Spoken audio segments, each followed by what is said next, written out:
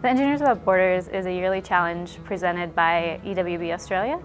So those in-country community partners range from UNHCR to Live and Learn Vanuatu to the Cambodia Rural Development Team. And each year, students across Australia and New Zealand participate in the challenges to develop solutions with a set of fresh eyes for those partners in the countries that they partner with each year. The EWB Challenge Project is students' first experience with team-based and project-based learning.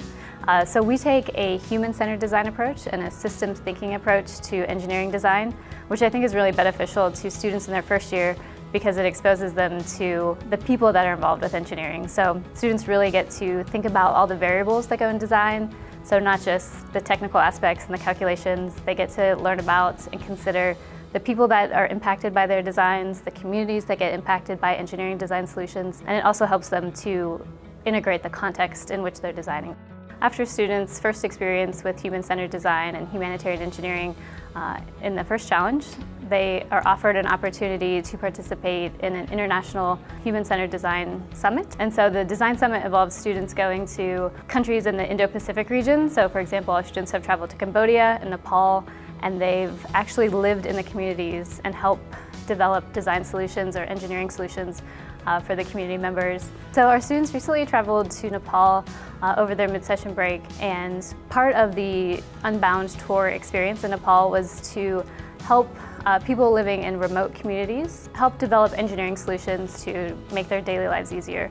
So our students were able to develop a system that allowed the residents of the community that they were designing for to actually transport heavy loads, not on their back or on the use of animals. So they used a mechanical engineering design solution to solve that problem.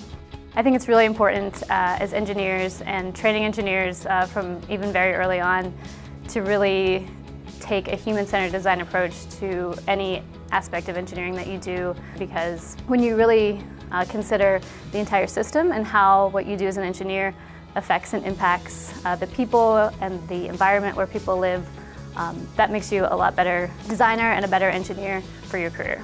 The good news about the last couple of years is universities focusing on the importance and the longer-lasting impacts of human-centered design and systems approaches to engineering. And at CSU, what we're doing is threading the human-centered design approach, sustainability, and that systems approach to engineering throughout our degree.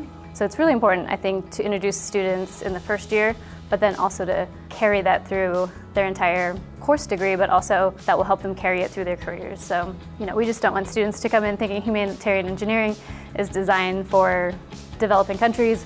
We want them to see how to work with people and integrate what people's needs are, what people's thoughts are into the final design solution, so we can see the impact within and outside of Australia.